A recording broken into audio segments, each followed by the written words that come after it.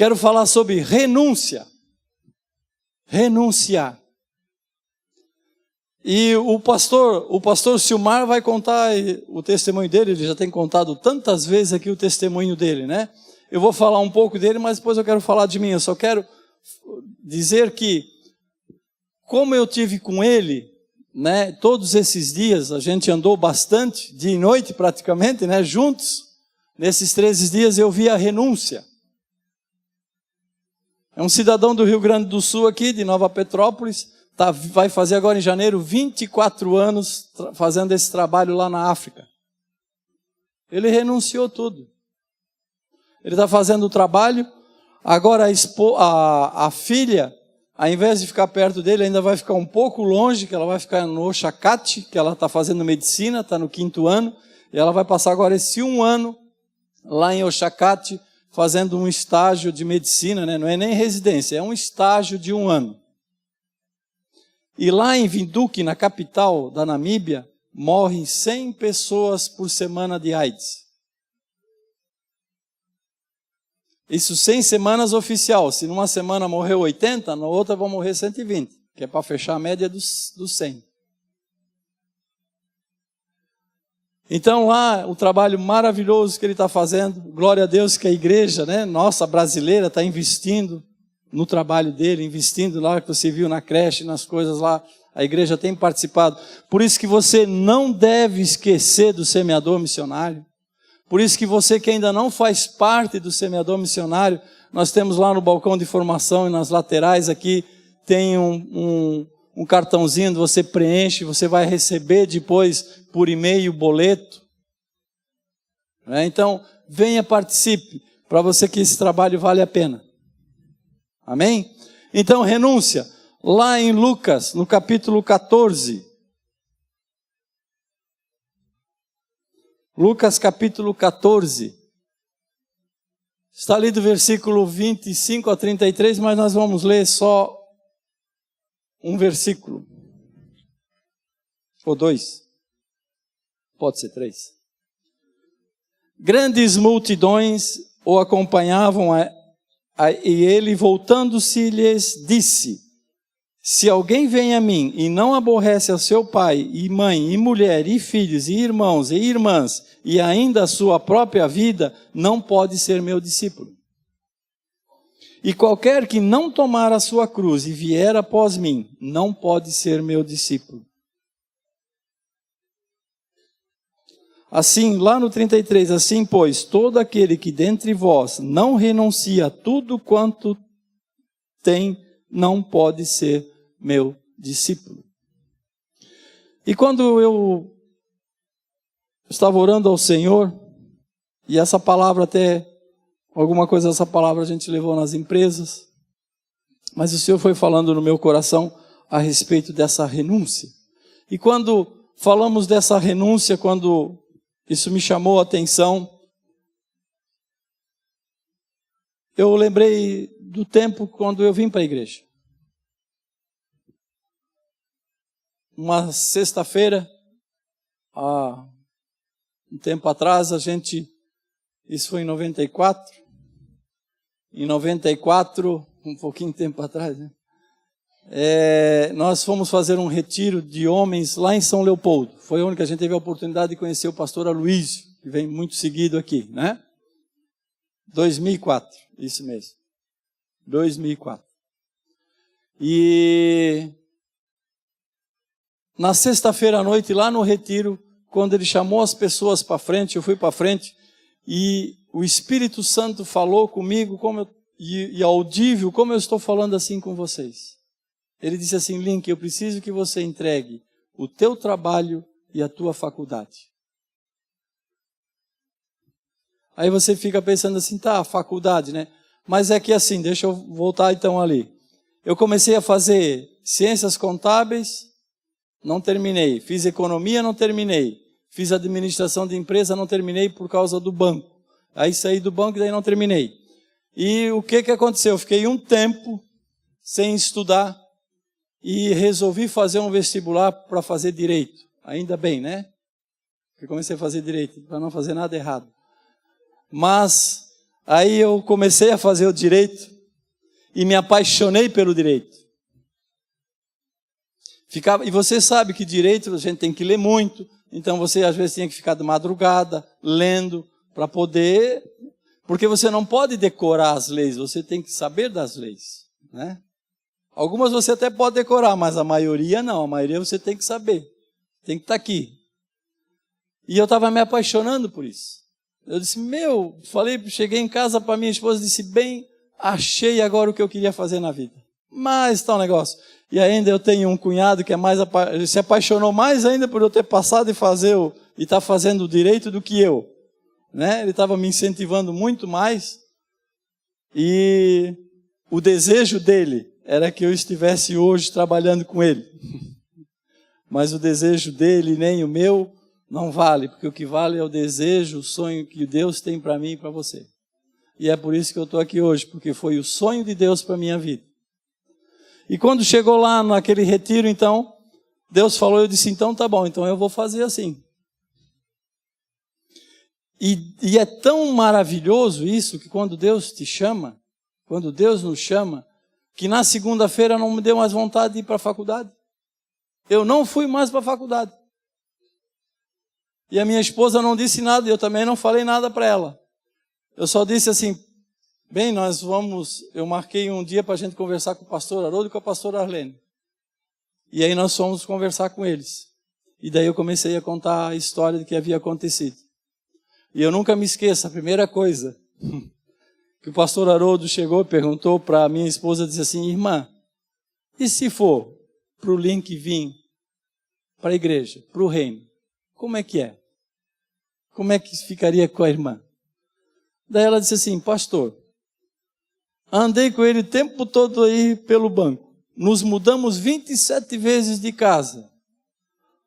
O pastor acha que para vir trabalhar nas coisas de Deus eu não estou preparada, não estou disposta para fazer? Aí eu vi que se Deus quando chama, Deus se chama os dois, né? Glória a Deus. Glória a Deus, Deus tem me chamado desde quando eu comecei a namorar com a minha esposa. Por isso que nós vamos fazer 38 anos de casado. Glória a Deus. Mas aí ficou aquela situação, né? Tá aí agora. Daí o pastor Haroldo disse, vamos orar, vamos ver o que o Senhor tem realmente para vocês e tal. E fomos embora para casa, daí a minha esposa disse assim, pois é bem, então agora acho que a gente engravidou. Agora tem uma gestação. Né?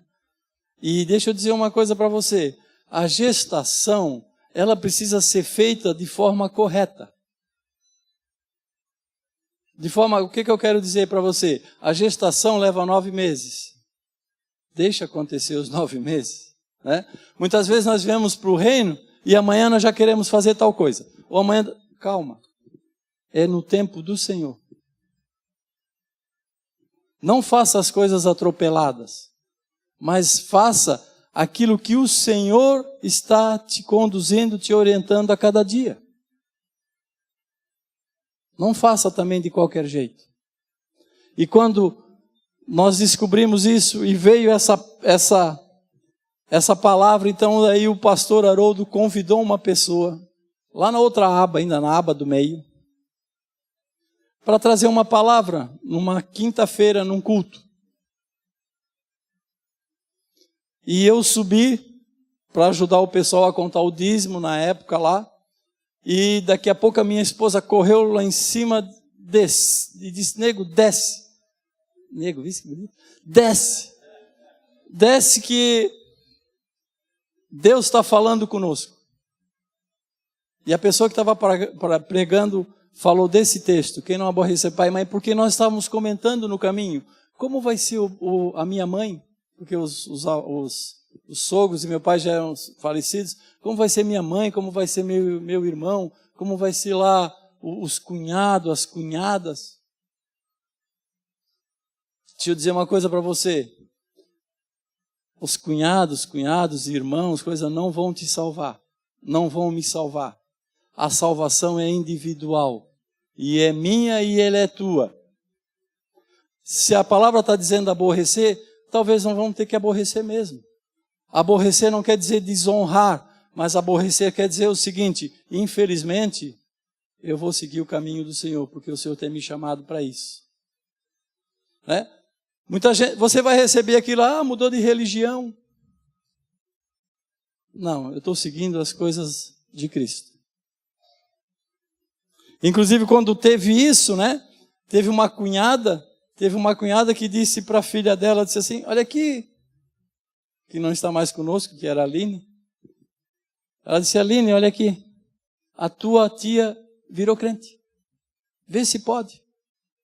Daí ela era menorzinha, assim: ô tia, e a tia então vai ter que usar aqueles vestidos compridos, não vai usar mais brinco, vai usar cabelo comprido? Ela disse: não. Eu disse: eu só sou crente, eu só estou seguindo as coisas do Senhor. Se você não aborrecer pai e mãe, e não se preocupe se você vai aborrecer. A minha mãe, desde aquele tempo, pode não ter aceitado muito, mas ela veio aqui. E ela aceitou Jesus. E eu tenho certeza que ela está na glória. Porque não sou eu e você que vão fazer a obra na vida de ninguém. Mas é o Senhor que vai fazer na nossa vida e na vida da nossa família. Nós precisamos só orar.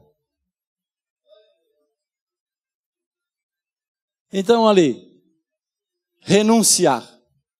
Então são 3 passos, aquele 1 Pedro 4,2 eu vou ler, porque não é o que está escrito ali, tá? 1 Pedro diz outra coisa, ali eu só coloquei para você. 1 Pedro 4,2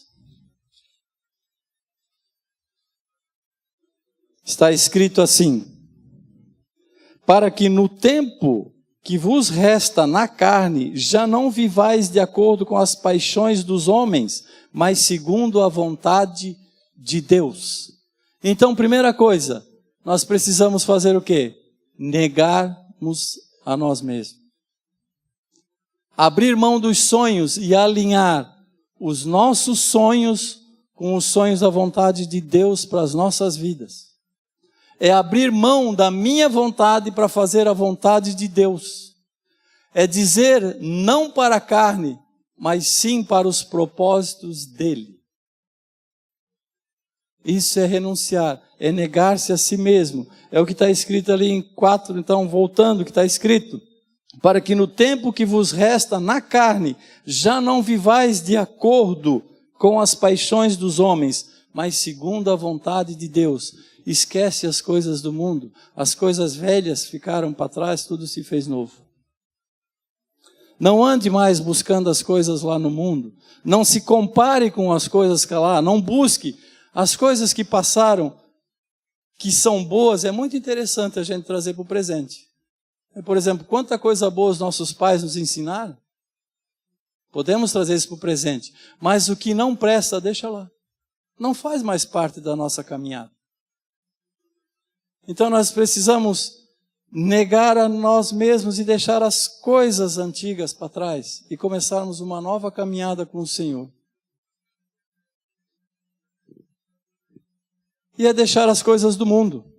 E é eu começar a caminhar em direção de Jesus, das coisas de Jesus. Eu tenho que deixar tudo para trás. Agora, tudo se fez novo, né? Quando nós nos batizamos, o que acontece? Não é lá enterrado o velho homem e nasce um novo homem. Então as coisas para trás têm que ficar. E nós precisamos negar muitas coisas. E negar muitas coisas no reino de Deus, deixa eu dizer uma coisa para você. Não é difícil, não é complicado e não é coisa do outro mundo. Porque quando Deus nos chama, Ele coloca isso no nosso coração. Ele coloca esses desejos no nosso coração, essas vontades de nós buscarmos cada vez mais a Ele, de buscarmos cada vez mais da palavra, de estarmos cada vez mais unidos. Ele coloca esses desejos nos nossos corações, mas para isso nós precisamos estar nos alimentando dele a cada dia. Para quê? Para que o mundo cada vez mais se distancie de nós. Lembra que uma vez nós pegamos aqui, nós estamos no mundo, mas nós não somos desse mundo. Mas nós precisamos estar no mundo para alcançar pessoas. Amar as pessoas e cuidar bem delas. Amém? Então vamos lá. O segundo, tomar a cruz. E quem não toma a sua cruz e não segue após mim, não é digno de mim. Quem achar a sua vida, perdê-la. Quem todavia perde a vida por minha causa, acha-la. Tomar a cruz. Muitas vezes nós achamos que tomar a cruz é algo difícil. Deixa eu mostrar como é tomar a cruz. Eu gostei dessa foto, porque tomar a cruz é algo maravilhoso. A cruz não está num deserto. A cruz está num lugar bonito, onde tem flores, onde tem verde, onde tem um pôr do sol muito bonito. Porque tomar a cruz, porque estar no reino do Senhor, não é nós termos que pagar um preço, mas é nós estarmos dispostos. O pastor Haroldo hoje de manhã ainda falou de Josué lá 1:8, dispõe-te. O que nós precisamos no reino de Deus é nos dispormos a cada dia. Por isso que a cruz não é pesada. Até porque a palavra de Deus diz que o fardo pesado é dele e o leve é nosso. Então, nós estamos carregando algo que não é difícil. Porque sem salvação não tem cruz. Precisa ter a salvação. Porque um dia foi pago o preço, e o preço pesado foi pago lá na cruz. Nós não precisamos mais carregar aquela cruz pesada que Jesus Cristo carregou, porque Ele morreu lá naquela cruz. Mas a cruz que nós carregamos é uma cruz bem mais leve. É uma cruz, mas ela precisa existir para que nós possamos ter salvação, porque só foi através da cruz que teve a salvação. Não teve outra forma. Então a cruz é tomar a cruz e fazer tudo muito bem feito, ainda muito bonito, louvando e glorificando ao Senhor por tudo que Ele faz nas nossas vidas. Tomar a cruz é estar no centro da vontade de Deus. É fazer com que Jesus disse lá em Mateus 26:39, meu Pai, se for possível, passa de mim esse cálice, todavia, não seja como eu quero, mas como Tu queres. Nós estamos pensando nisso? Sabe, isso aqui traz lá para o Pai Nosso. Seja feita a tua vontade assim na terra como no céu. Olha que nós já oramos isso, hein? Mas a gente já parou para pensar? Ou a gente só orou? Passa de mim esse cálice toda a vida, não seja como eu quero, mas como tu queres. Que seja sobre a minha vida, sobre a tua vida. Seguir a Jesus. Mateus 16:24, então disse Jesus aos seus discípulos, se alguém quer vir após mim, negue-se a si mesmo, tome a sua cruz e siga-me. Siga a Jesus. Siga. Olha que interessante, ele está seguindo Jesus, mas Jesus está ao lado dele. Jesus está ao nosso lado. Está seguindo da maneira de que eu estou seguindo Ele aqui, mas Ele está junto aqui comigo. Renunciar, então, é abrir mão de algo momentâneo e transitório para desfrutar de algo permanente. É uma verdadeira chave para uma vida de sucesso, de santidade e de comunhão com Deus. A recompensa da renúncia, como está em Lucas 6:38, dai e dar-se-vos-á boa medida, recalcada, sacudida e transbordante. E é assim que o Senhor faz nas nossas vidas. É recalcada a medida boa, sacudida e transbordante sobre as nossas vidas. E a mão que não se abre para entregar, não estará aberta para receber.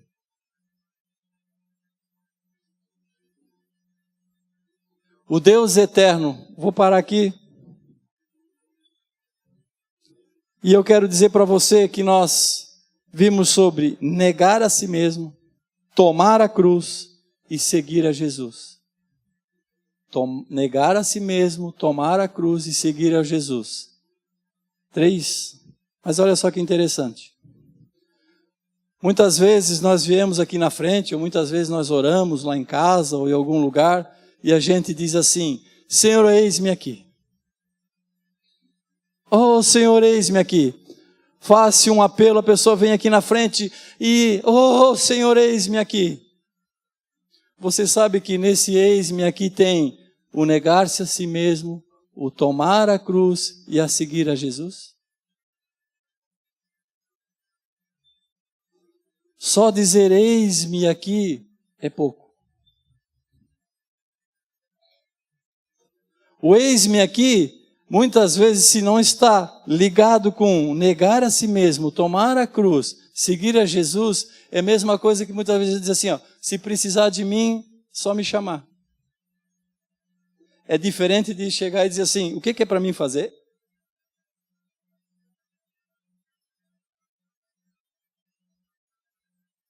Que nós possamos, nesta noite, quando nós dizemos assim, eis-me aqui, mas a gente começar a ver se está entrelaçado isso. Tomar a cruz, negar a si mesmo e seguir a Jesus. É dessa forma que nós estamos andando no nosso dia a dia, na nossa caminhada com o Senhor. De repente, sabe o que acontece? Às vezes acontecem os medos, as preocupações, as dúvidas nesse chamado. Será que o Senhor me chamou mesmo? Será que me chamou para isso? Será que me chamou para aquilo?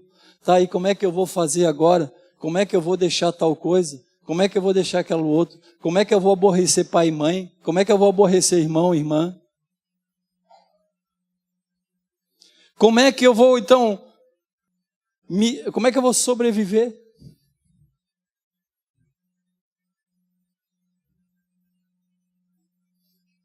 Quando Deus te chama, e quando Deus nos chama, Ele não chama para depois começar a calcular. Ele primeiro calcula. Ele primeiro faz. Como continua, se você vê o Mateus ali, o Lucas, desculpa, 14, que diz ali, quem que não se senta, quem que não calcula, quem não faz. Ali está dizendo o quê? Que muitas vezes nós começamos a nossa caminhada e nós desistimos dela. E ali diz que daí a gente passa vergonha, passa vergonha, porque a nossa caminhada ela tem que ser até o final. Efésios 2:10, né? Que as obras estão prontas, nós precisamos apenas caminhar sobre elas.